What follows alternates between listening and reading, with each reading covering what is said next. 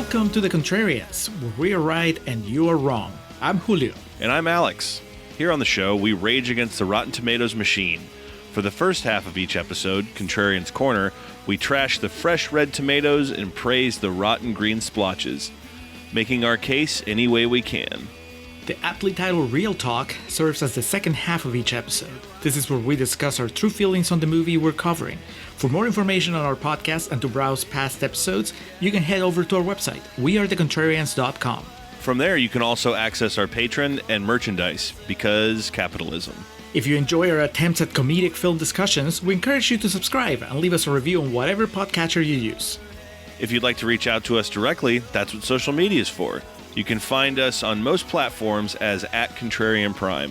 You can also see what we look like if you go to youtube.com/@ContrarianPrime, and you can contact us by email at wearethecontrarians@gmail.com. I think that covers it. Then it's time for the podcast.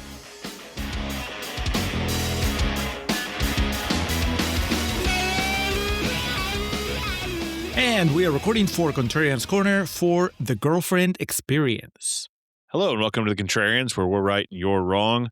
Our summer adventure of From Bedroom to Box Office continues on, Julio, and possibly the entry I was most excited about getting to, like, I guess you could say what this was kind of built around, because this, I think, is one of the most famous examples of what our summer project, the byline, or the through line, I should say, is the stars of the adult industry attempting to make a mainstream crossover. And honestly, in the mid-2000s, the early 2010s, I don't know if there's much more of an attempt you could make than starring in a Steven Soderbergh film, short of, Spielberg calling you up or something, or Scorsese needs you in his next gangster flick. But for those who listened to our Haywire commentary track recently, they know that I had an epic blunder confusing Steven Soderbergh and David Fincher. That will not happen on this episode. But yes, we're here to talk about the Girlfriend Experience. We're here to talk about the 2008 presidential election. We're here to talk about Steven Soderbergh, and we are here to talk about Sasha Grey. Julio, my initial thought is you had no knowledge of this movie, or some knowledge of this movie, but even less knowledge of Sasha Grey. I feel like I know Sasha Grey intimately now. Or at least as intimately as he will let you, according to this movie. Wait until the second half, and we'll talk a little bit more about intimacy in this young lady. So you're saying, Alex, I guess we all are. We're like, 4 or 5 episodes into this summer event, that Rabbit walked, so the Girlfriend Experience would do whatever it is that Soderbergh is trying to do. This is not the Girlfriend Experience running. It's the Girlfriend Experience breakdancing or playing Twister. Sauntering. Yes. Strutting. Yeah, I mean, that's certainly a way of looking at it. It's interesting to see kind of the idea develop into what it does here, and also the reception it was met with. Now, Julio, I believe this is 67% on Rotten Tomatoes, but it is accompanied with a shiny red tomato, so we will be treating it as fresh here in the first half. But of all the things you may have known about this movie, did you know it was centered around Barack Obama's rise to prominence as the leader of the free world? No. It's like, wait a second. I thought that this was going to be escapism. I certainly did not expect it to be about the United States economic downfall. Thank God they name-checked Obama, because I could have thought that it was set in present day. And yeah. The good old days, man. It was McCain versus Obama, and we all thought that it was as bad as it could get. It's terrifying to think that in 20 years, we could be looking at the Trump years as like this golden era of America, because it's gotten so much worse. It's true. Yeah. Let's hope not. But yeah, I had no idea. I didn't know anything about this movie, really. I knew it was a Steven Soderbergh movie because I remember seeing the title whenever you go past his filmography. And that dude's made a lot of movies. I didn't know about the Sasha Grey thing until you brought it up. And I didn't know that it was so elusive. Is this maybe the most difficult Steven Soderbergh movie to to find to watch without spending lots of money. Maybe. I know that he has some obscure titles, but this might be the hardest to find. It is, yeah, nowhere on the internet, and we'll talk about this a little bit more in the second half. What we had to go to find copies of it to watch. Autographed by Sasha Grey. She works the convention circuit and just has the 8x10s of Chelsea ready to go. Oh, dude, I would get myself one of those. I agree. It's just her shaking Obama's hand. Just her on her phone. It's got the little logo on the bottom, the girlfriend experience. A lot of interesting little tidbits and I guess anecdotes you would say to discuss in real talk. But Julio, I don't know exactly how dense Contrarians Corner is going to be in the way of breaking down the premise of this movie, because it's pretty light, but I certainly have a good amount to say. So before we kick it off, why don't you go ahead and let us know what quotes you pulled for us? It's also interesting. It's a documentary, kind of a documentary movie. I thought it wasn't going to happen because they kept saying, "Oh, we're not going to get away with this. We're not going to get away with this," and they did. I was surprised. All right, this is fresh, not certified fresh because it's only 138 critic reviews, and I guess that's not considered too many for Soderbergh. Popcorn meter, Alex. The popcorn is on its side, 35%. With over 25,000 reviews. Do you think that this is because there's a lot of regular people that went to watch The Girlfriend Experience thinking that it was going to be the usual Sasha Grey vehicle? Oh, boy. And then they're like, no, thumbs down. This is a bummer. Fresh quotes from Rotten Tomatoes website. We're going to start with Jas Kemeg from The Stranger, Seattle, Washington, who says, in her first mainstream picture, adult film star Sasha Grey is appropriately enigmatic and alluring, if not a little stiff. Is it supposed to be a double entendre there? I think there's a little bit of that layered on fairly thick. There's various amounts of stiffness throughout this movie, but it's on the lower side of as far as how graphic it gets. Mm-hmm. Compared to other things that we've talked about this summer, I think that this one keeps it classy, which might be the wrong call. I think that Soderbergh could have tackled this world. Really smutted it up. Yeah. I mean, there's only so much I can take of like finance bros talking about how much their life sucks. I was like, okay, but you guys gonna have sex or what? Next, Rick Kisonek from 7 Days says, her beauty, independence, and stock portfolio notwithstanding, Chelsea's tale is a timely, tragic one, told with typical Soderbergh finesse, a sly, sleek merger of sex, lies, and high-def video. Do you get it, Alex? Our friend Rick here is letting us know that he's watched Steven Soderbergh's first movie. He's versed in the ways of the Sodes. Yeah, he knows what he speaks of. High-def video. You are the purist here, Alex. Out of the two contrarians, you're the one that will be very put off by new technology taking over good old film. So this must have been torturous. It's really zoomed in a lot of the time. So when I could figure out what was going on, it goes from like these really like zoomed in shots and scenery and shit to these long static shots of her being interviewed. With, I guess, the first iPhone that came out is what he shot this on. Yes, the prototype. Next, Peter Keogh from Boston Phoenix says, not that The Girlfriend Experience rises to the level of Godard's Vivre sa vie, but it does provoke a host of issues that, wisely, it makes no attempt to resolve. This dude, name-dropping Godard. Your nemesis, Alex. Yeah, that's just making my case for me. Like anyone that would think the need to bust out a Godard name drop to review this is that's not the kind of movie I want to see, or I wouldn't want to make that. But what do I know? Godard wanted to hire Sasha Grey for his next project, but she was otherwise engaged. It's like, sorry, no, she couldn't learn French. Yes, she hit that wall. All right. Two more, Alex, because these are fun.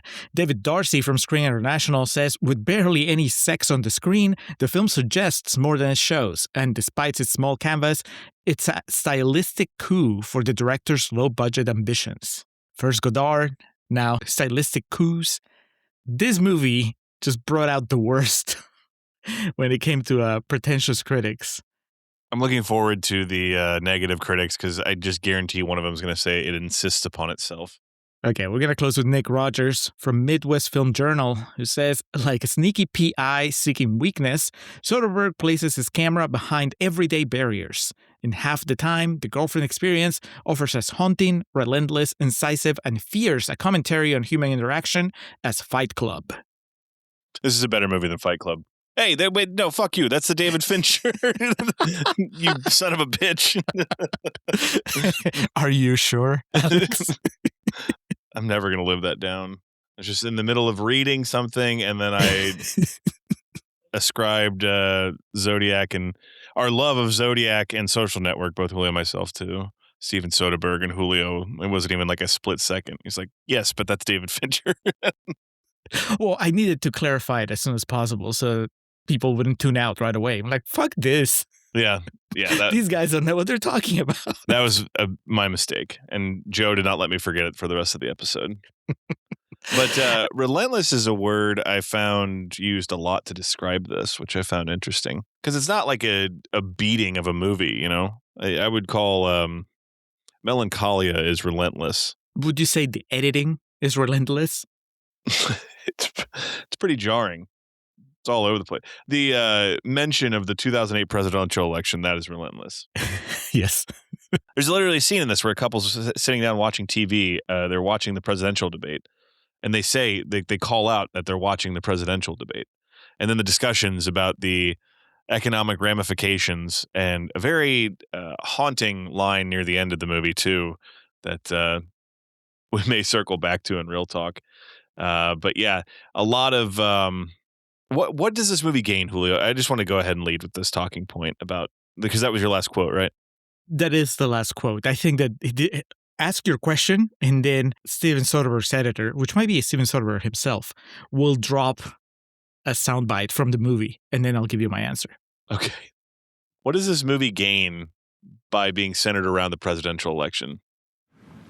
Because the economy is fucked and my business is fucked. I'm making like 1/10 of what I made 2 years ago. And it's just getting worse and worse and worse. And this is something that, is going to fucking fall by the wayside if I can't get it together. Dun, dun, dun. Well, Alex, that's a great question. And I think at its basic level, this movie, for its hour and 19 minutes. So the characters have something to talk about? Yes. But also, I think, jumping all the way to the end, when this is all over, the only thing that you are left with is the feeling, the knowledge that America sucks, Americans are gross, and they kind of deserve, like they make their bed and then they lie on it and pout. And yes, I knew this. In fact, we've been taught this lesson repeatedly, relentlessly even, over the past couple of years. Mm-hmm. So I don't know, Steven, maybe this felt like a fresher message in the golden age of the early aughts in America. But today, it just felt like exactly what I get anytime I get on social media or I turn the TV on. It's just the misery of being an American, whether you have money or not, and whether you're in the driver's seat or not. Everybody's just like scrambling and hustling and not really happy. And so, yeah, I guess you put it against the backdrop of the presidential election, so it feels important, Alex. So it feels like, so people take you seriously. Maybe the movie's at a disadvantage because we are so far ahead of it now. Like, it's like I was saying earlier, it's a little quaint that it's painting this time in American history like the worst ever. And then Donald Trump said, "Hold my beer," and just made it look like, oh, what are these guys worried about? They should enjoy 2008, is it? Right? Yeah. Yeah, they should enjoy 2008 while they still have it. Don't know what you got till it's gone, I suppose. Yes. So I guess retroactively, the Obama-McCain thing there is just to tickle our nostalgia bone. At this point, yes, that's exactly right. Like, remember how good things were? So, with that being said, in the days leading up to the 2008 presidential election, a high-end Manhattan escort meets the challenges of her real-life relationships, her clients, and her work. Chelsea, real name Christine, this is Sasha Grey, the star of the film, specializes in offering girlfriend experiences. She finds that lately her clients are spending less and less on her services and are troubled by the Great Recession, a topic they raise frequently in her company. All right, so that sets the table here. Sasha Grey is an escort, a high-end one, as it calls out here. And the movie begins with one of her clients. And Julio, it's a series of just scenes. I mean, all movies are. That's a really elementary. That's right. Let's start with the basics. Yes, that's a very elementary way. Yeah, welcome to Film 101 here. First, just put the picture of David Fincher and Steven Soderbergh on the screen. These are two different people. But it's you watched this twice this week, and it's not. This is not a conventional movie, is what I'm trying to say. In that, it doesn't go sequentially. And it's not like the characters she encounters from scene to scene necessarily interact or even know of the other's existences. You know what I mean? And it's not like they even matter, Alex. Correct. It's a lot of shallow interactions, and it's the white men blur, pretty much. And I got to go ahead and say it, Julio. If you don't like dialogue, if you showed up thinking of Sasha Grey's other exploits, you definitely, about 45 minutes into this, were throwing your popcorn at the screen. You're like, I've seen boobs once, and it was blurry. It was shot with a cell phone from far away. Dude, can I have a refund? I said so many quotes about this talk about it being like sexy, and I'm like, what? It is a stark reminder of how hollow sex can leave you feeling. Like it's Dude, anyway. I mean, the Contrarians don't kink shame, but there are people that are into the cucking, and I think that if that's your thing, this movie is pulse pounding 79 minutes. Like, this is amazing. My girlfriend is out there and she's getting paid to cheat on me. All right, When's the sequel coming out? Have you ever even seen an escort before? No, this is my first time. Is it that clear? So, Julio, just tell me, first of all, your thoughts on the approach to this movie. I think that the best thing this movie does is show you how great a filmmaker Christopher Nolan is. Because he can pull this shit off, Steven Soderbergh cannot. The idea of taking a story and overcomplicating the hell out of it just by cutting it and moving the pieces around and then throwing it on the screen. And we're like, there you go, figure it out. You've only seen it the once, Alex. Can you tell me with certainty that you know the order of events, like the order in which things are happening in this movie? Absolutely not. There was a scene where I was like, wait a minute, what? It feels like for the majority of the movie, you're just going sequentially, kind of hopping about, but then you realize as some of it progresses on, you're going backwards and then you're going forwards. And always twirling. You don't know when the goddamn present is. Yeah.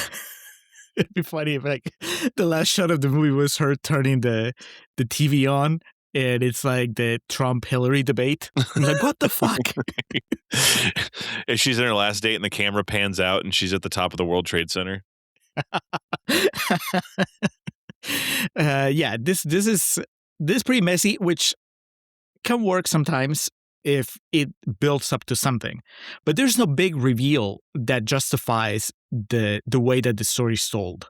Because the biggest surprise, which you probably experienced it too, is just the fact that halfway through the movie we realize that we're basically watching two timelines. There's one timeline where she's happy with her boyfriend, and then there's another timeline where she's broken up with the boyfriend. Mm-hmm. And so we're seeing things that happen, in the happy timeline. And he is on the longest trip ever to Las Vegas. Right, which technically, I guess, is the last thing that happens sequentially in the story, right? Because he goes to Vegas after they've broken up. But we see him in Vegas really early in the movie, and we keep cutting back to that.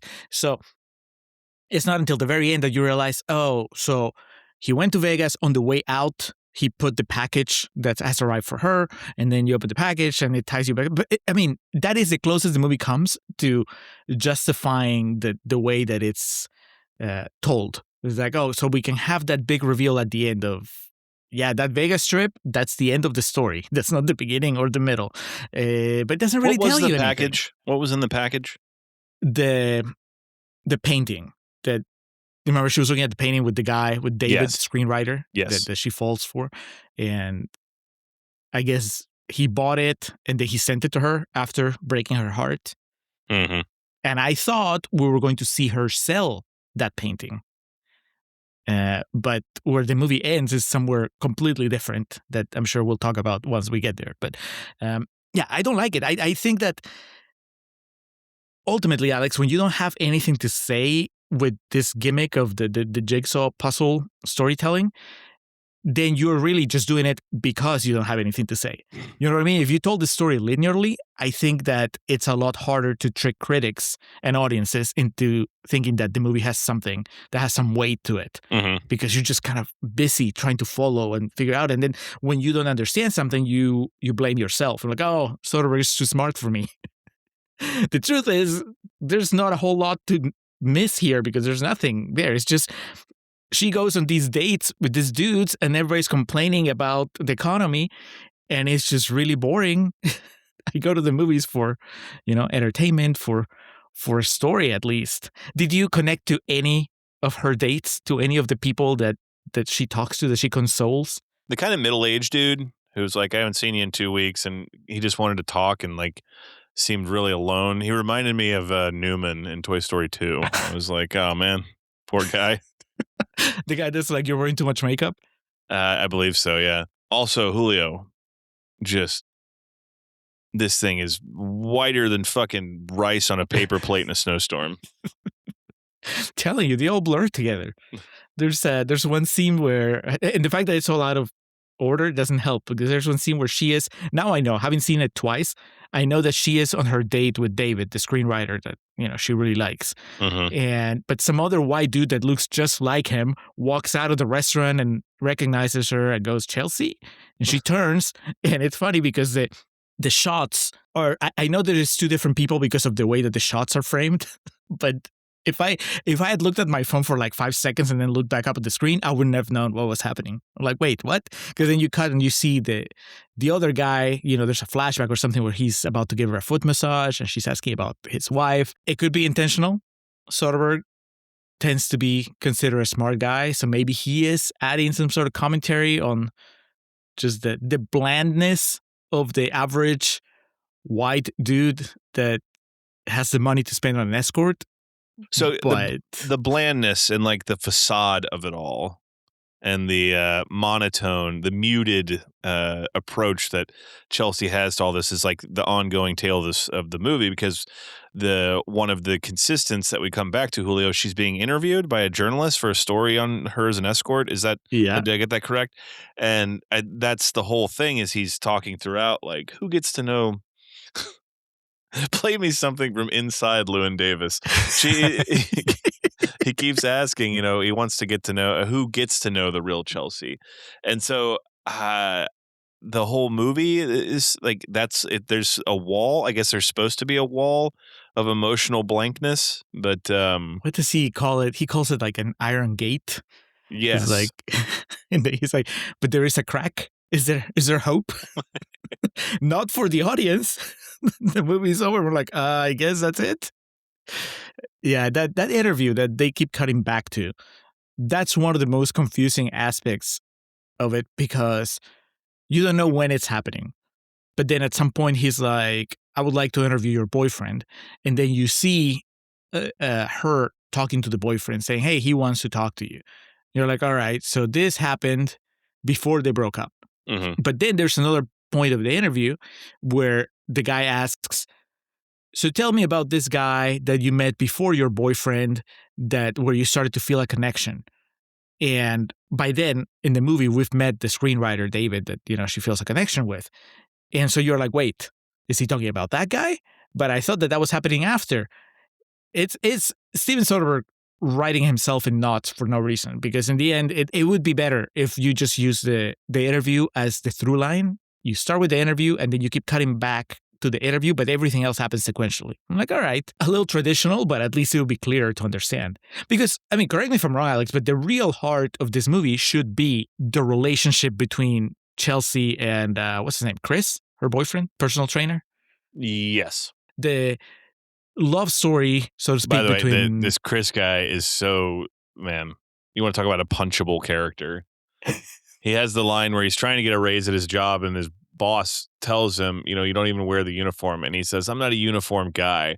It's like the entitlement of white people that summed up in fucking 10 seconds right there. He's asking for a raise.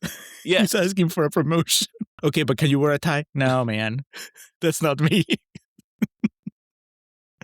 Yeah, you could have used somebody that's maybe a little more likable if you want to represent, the struggle of the average American, not the Wall Street bro, but just the regular guy. I mean, I got to be honest with you, Bill. I'm not a uniform guy. I love the gym. I don't love the t-shirts. But now, I'll give him this, Alex. In the sea of what I'm assuming are non-actors in this movie, this dude at least he can handle himself in most scenes. Did you get the feeling that everybody else in the movie are just random people that Soderbergh just pulled in for 1 or 2 days of shooting and then released into the wild? Like Bernie, just people Richard Linklater knew. And he's like, all right, just sit in front of this camera and just talk. Yeah. I think something, I don't know if you've seen the IMDb page, but like all the cast, like they don't have pictures on their profiles. There's the one thing they did.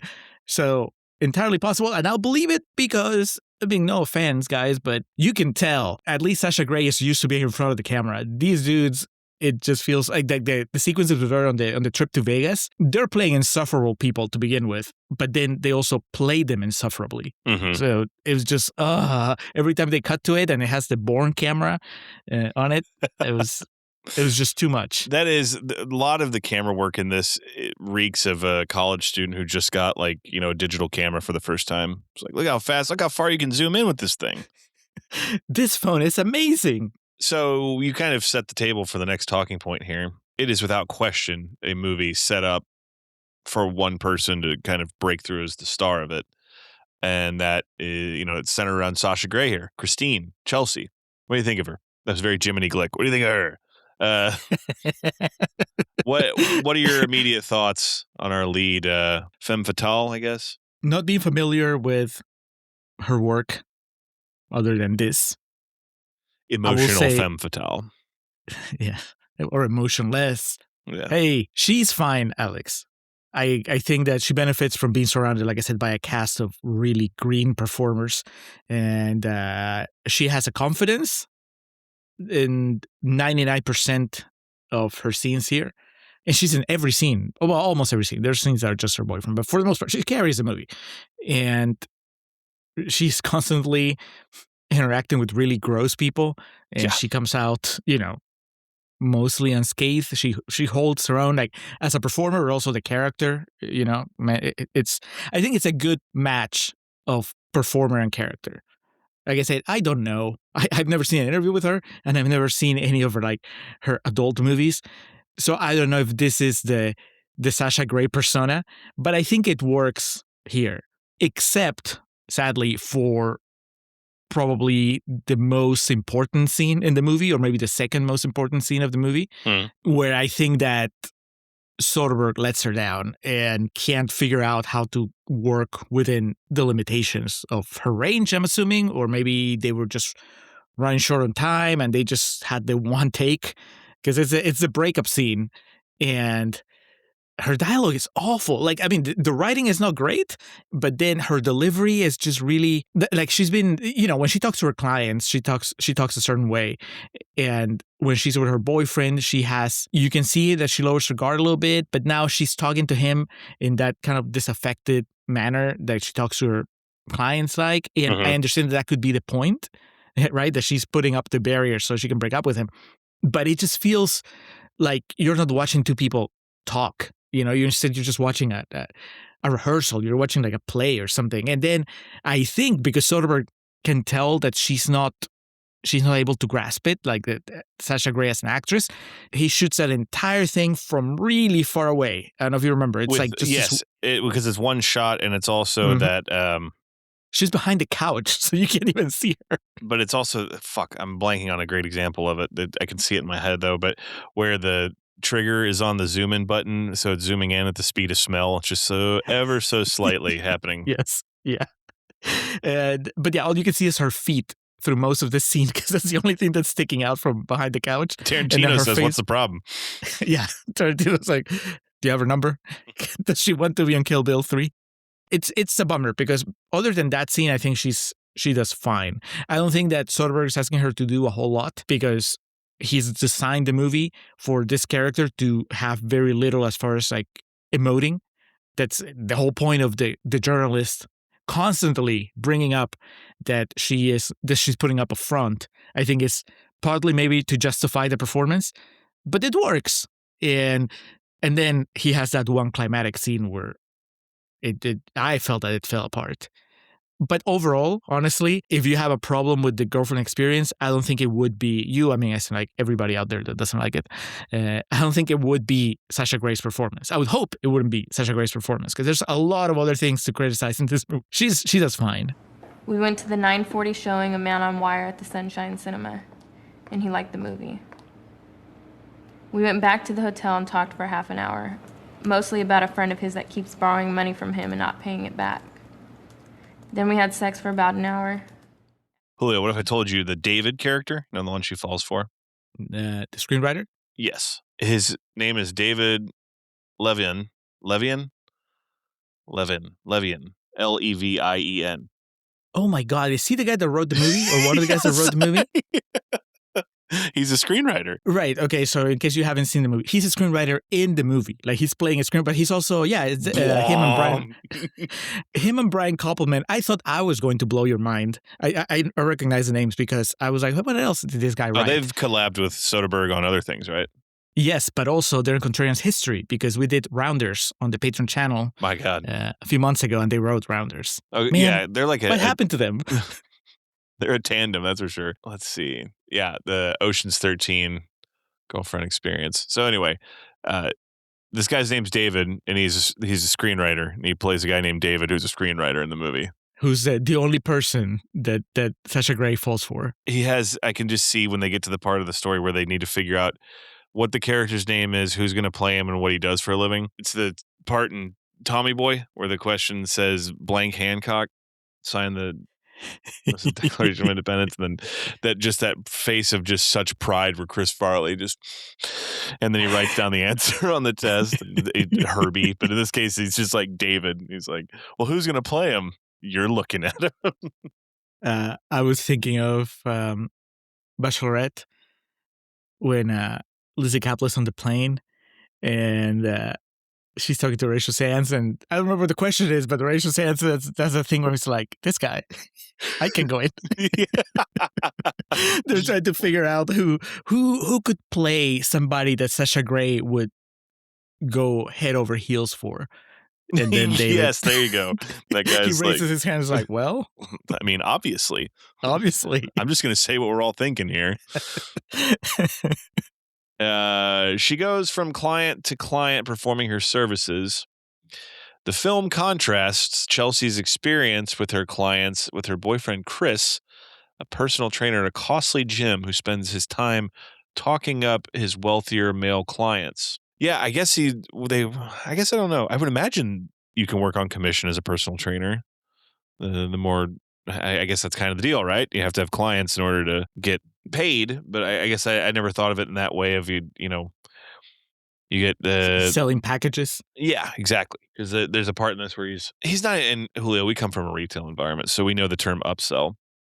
He's not trying to upsell. He's like trying to break the bank with this guy because he is trying to upsell in a very like audacious way. Because the guy just bought 5 lessons. He's like, you ever thought about buying 50? You get 10 times the lessons, 10 times the savings. Yeah, I did not care for the Chris character. He's very annoying. And what is it that rubbed you the wrong way? Because there's many options. Saying I'm not a uniform guy. that was strike one. That is like, I know people like that still exist and existed through the history of time, but that his look, his aesthetic with that line and that delivery is so overwhelmingly late 2000s. Just the vibe and like, I'm surprised he should have had an Affliction shirt on at one point in time, but then there's no way I would buy that Sasha Grey would be in a relationship with that guy. She Did should you have resent him for that? She should have Like, had a client that wore an Affliction shirt and she just talked about how much he repulsed her. But it's his attitude, and then also the inherent flaw of the Chris character is that he's dating an escort. And then he gets mad that she's an escort.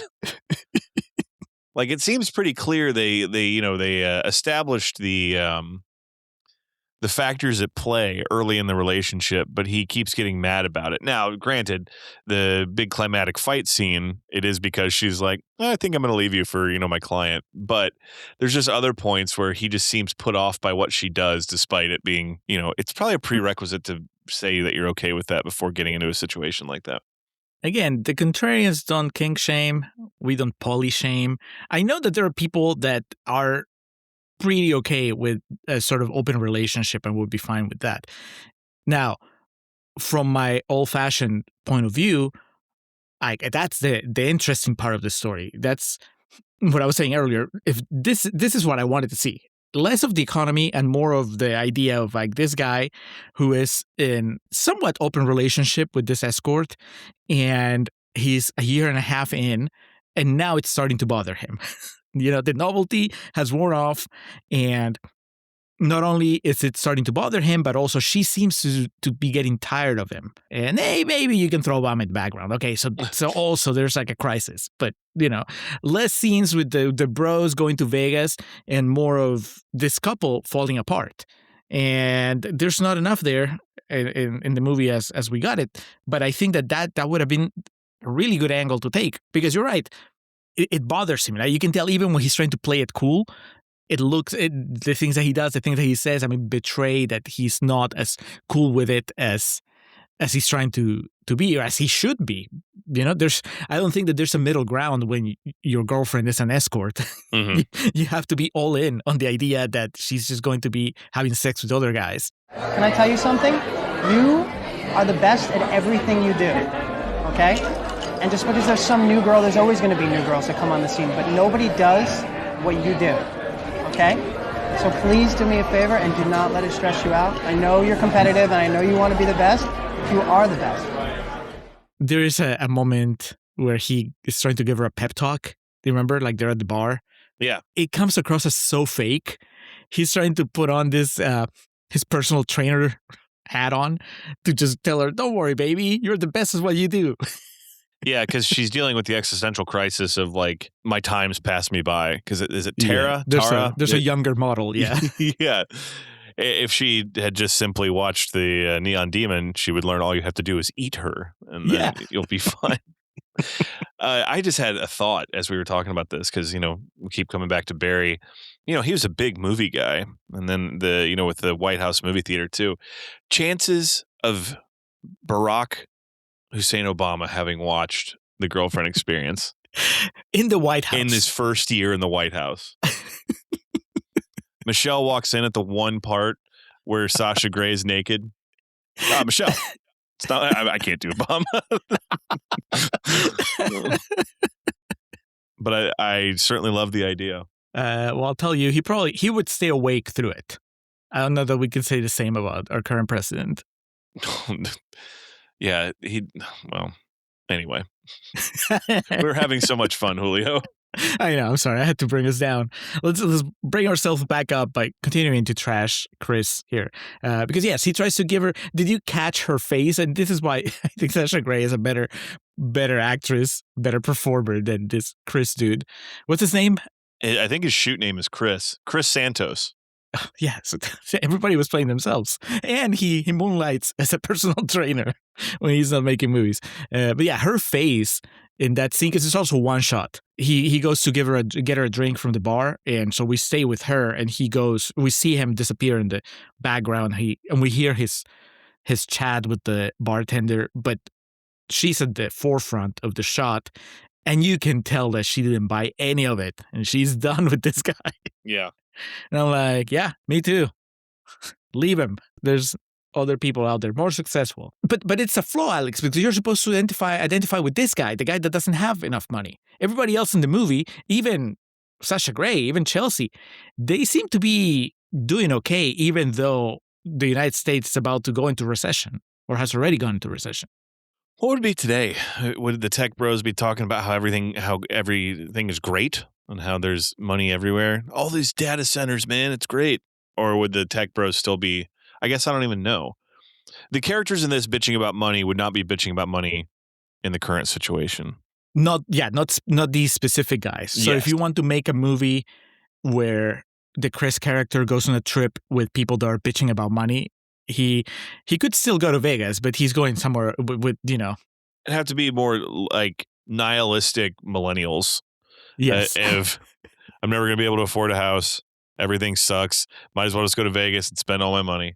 Yes. Yeah. But to make it like happy, if we're remaking this, let's not do it around the Trump presidency. Let's do it around because it's already in New York. Let's do the mayoral race when Mamdani wins. Let's put like a nice little bow on it. So Mamdani wins at the beginning or at the end of the movie? Oh, I don't know. Well, no, because then the tech bros would be freaking out about, this socialist is going to enact Sharia law or whatever. So it's still the Trump presidency. Well, no, it could be, but it's happy for us. Because then it's all the billionaires concerned about the taxes that Mamdani is going to level on him. There you go. And Sasha Grey is just like, yeah, that sucks, man. I think you're getting a little worked up about this. She has one of her dates is this, I'm assuming it's an actor, the guy that's just talking about how he's aging out of the business. Or like a TV writer. Yeah, maybe an actor or something like that. Yeah. Because he said that people ask him if he was in McHale's Navy, which must be a really old TV show because I know that it was a movie that they made later. Maybe a Kelsey Grammer movie? Anyway, the whole point is that it's this dude that's just... he has a half-naked Sasha Grey sitting next to him, and he can't stop bitching about how that's something I cannot relate to. Well, at this point in my life, if someone who looked like Sasha Grey got naked or half naked in front of me, I would just run away. I would have no idea what to do. Just even being in that situation ever, like it wouldn't be. These guys like talk up to the point of now it's time to, now it's the next stage of the date where we start, going fornicating. Whereas I'd just be like, again, if a girl looks like that, I'd be like, you tell me about you. I am not important. But that's the whole thing. That seems to be. That's why she has this job, is because these guys are damaged and don't know how to have healthy relationships with women. Well, also that's how David gets her, the screenwriter, playing a screenwriter. Mm-hmm. Because that's what she says. He listened. The one guy that wasn't bitching about the economy was like, "What? What happened to you?" And a message board, you say? That's the trick, Alex. You just gotta listen. Look, you seem like you need some air. Do you want to go downstairs? You want to take a walk? Get a cup of coffee or something? Okay, so you established you didn't relate to Chris. Just to make clear, it's not even, he couldn't even get us that way by being the relatable guy that's broke. No. Moving on to the other male in the story, a married screenwriter appears as a potential new client for Chelsea and proposes that she go away with him for the weekend. Initially intending to reject him, Chelsea starts to feel drawn to him because their birthdays coincide together well, as she is an avid reader of personology books and thinks their connection shouldn't be something to miss.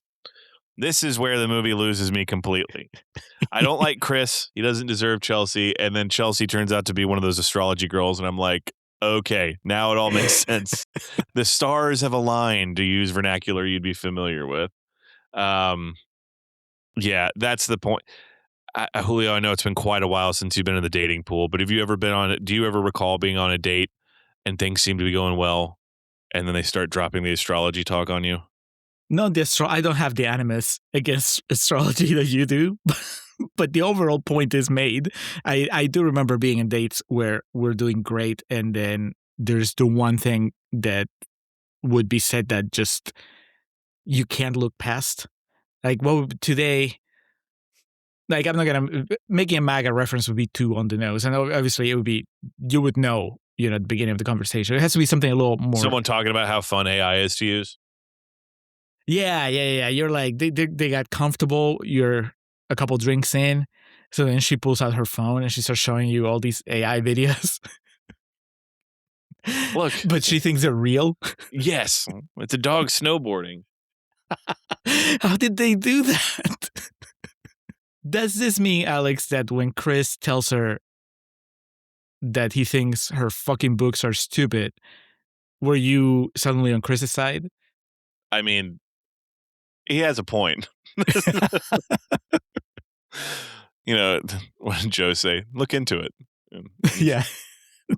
This is the scene, by the way, where she's just not. Yeah. This creates a fight with Chris, who berates her over her eagerness to meet with the man, as going away with clients is a boundary in their relationship. So I mentioned earlier, he seems discontent with her profession at several points. But this is like an understandable, this is the most relatable Chris is in the movie, because again, even, dude, Polly, do whatever you got to do, how your relationship works out. But if you establish boundaries early, and also she's telling him in such this like cavalier way, Yeah. I kind of understand where his frustration's coming from. But then, it's almost like he pieces it together. He goes, oh, it's those damn personology books, isn't it? And Sasha Grey, just who's been, like I said, doing fine the entire movie. Suddenly here, she was not off book. Maybe that's what's happening. She's reading off the script. That's why she's behind the couch. This dude, Chris Santos, he's going for it. He knows that this is his big emotional scene. And Sasha Grey is replying with like maybe a tenth of the energy. It's awful. Do you think, when this scene was over, or rather when we got to it and you saw what it was happening, did you change to where now you're rooting for him and you want vindication for his character?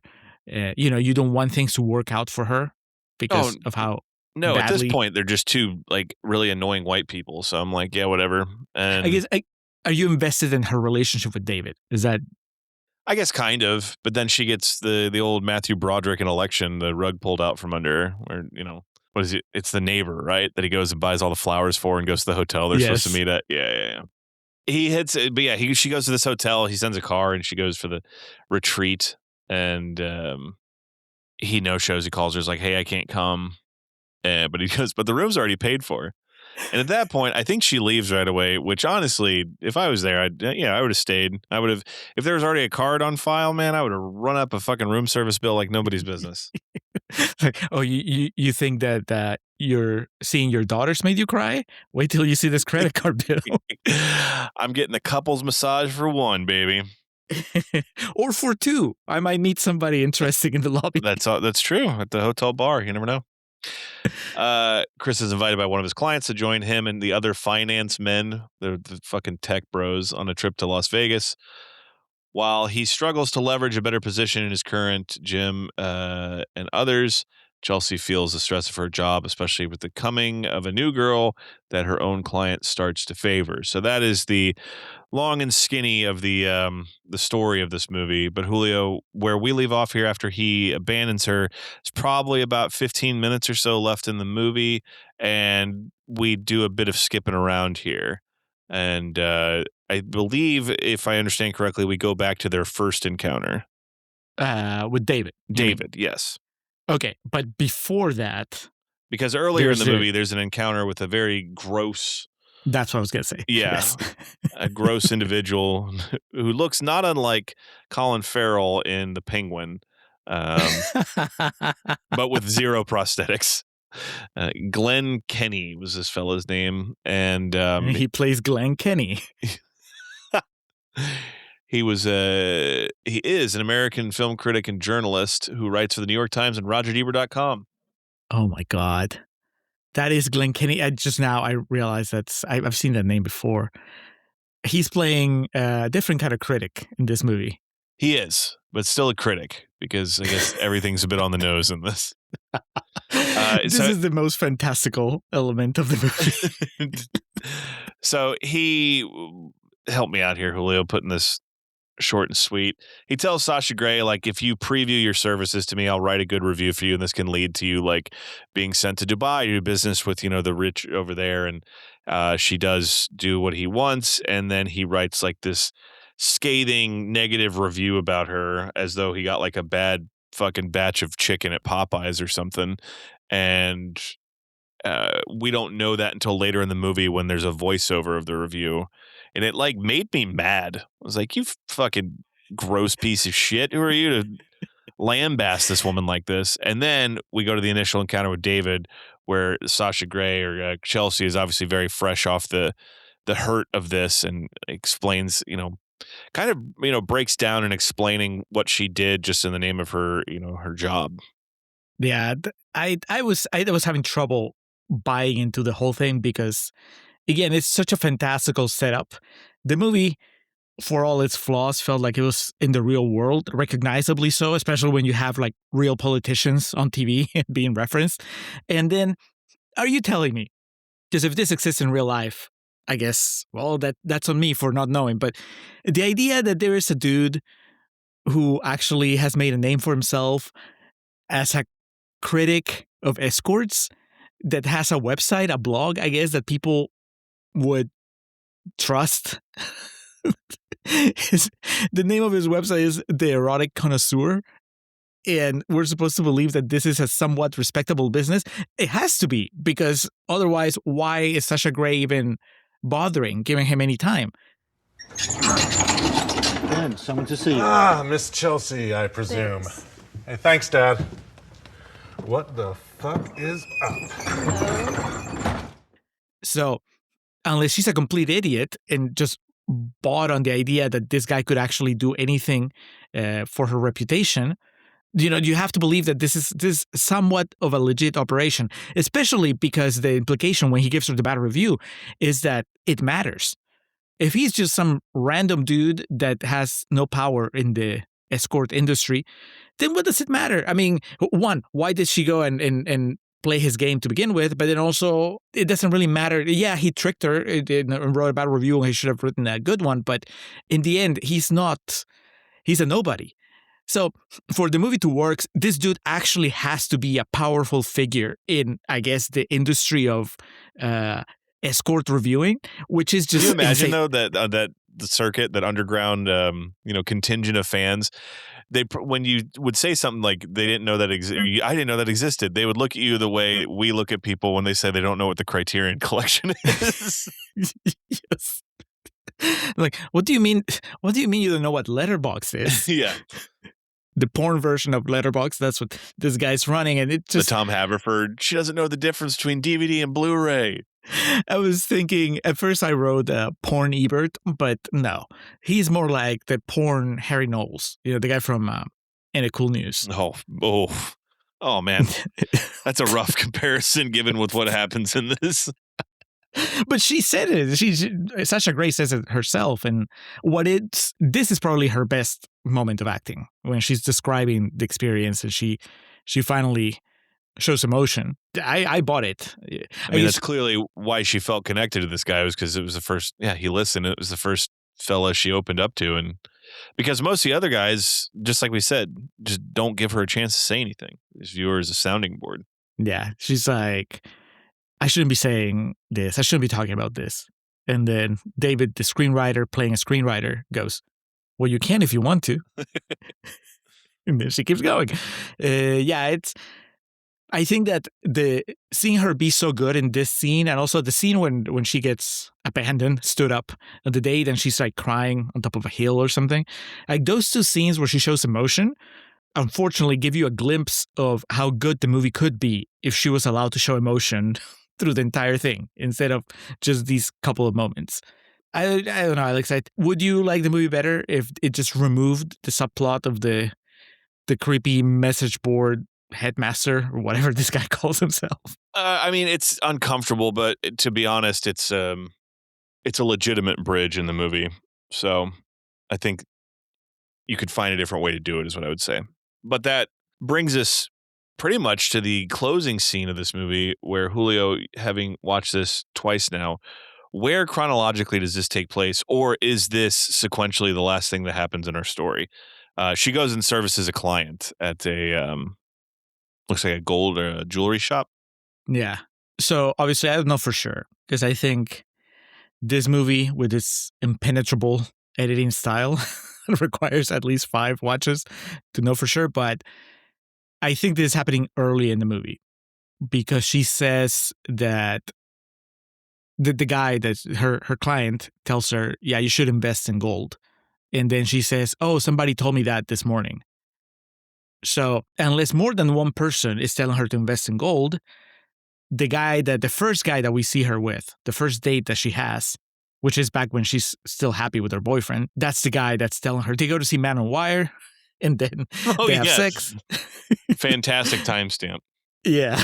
And then in the morning they're having breakfast, and that's the first time that, we hear talk of the crisis. And that's when he's saying, yeah, the bailout is not going to work. So you should either just be cash only or invest in gold.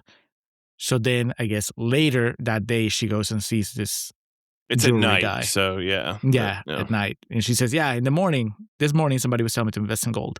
So we kind of came full circle, but I couldn't tell you what it means. The last thing that we see of her chronologically is probably her opening the package that holds the painting that David must have bought and sent to her. Man, if you're going to end the movie on a random spot, then that's as good as any, because at least you're like, oh, he thought of her enough to send her this. But do you get any meaning out of her interaction with the jeweler at the end, other than apparently he's just paying her to hug him? I think it's an attempt at showing her tenderness and that she does, I guess, care. I guess I don't know. Oh, it's like a counterpoint to Chris's friend who halfway through the movie decries, all women are evil. Yes. Yeah. Well, no, not always. Sometimes you can pay them to hug you, and they will. Whilst ejaculating.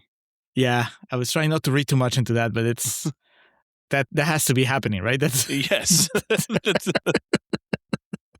Because I was gonna say she provides a service, Julio.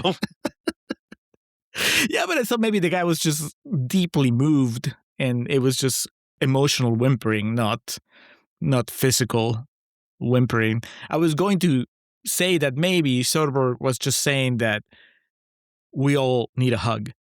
The world would be better if we just hugged. But no, I think it's a little more carnal than that at the end. And then it just cuts to black, directed by Steven Soderbergh with the that font. What do you call it? Handwriting font. It has like a fancy name. Romance novel font. Calligraphy? The calligraphy font? Maybe. Anyway. No, calligraphy is a type of writing. I'm sorry. I didn't understand what you're saying. You're referring to like a name of a font like papyrus or something. Yes, exactly. Okay, yeah, I guess I don't know what you're referring to. Or which one specifically. Maybe this movie gets like a little more street cred if the end credits are on papyrus. Well, Julio, that was all 1 hour and 17 minutes of the girlfriend experience. Yeah. If you played it straight in chronological order, which would make you remove a lot of stuff, because there's a lot of stuff that's just repeating itself. Like the scenes with the finance bros going to Vegas, it's always the same thing. Mm-hmm. He gets away with it because they're spread out throughout the movie. But, you would only have one of those if you were telling the story beginning to end.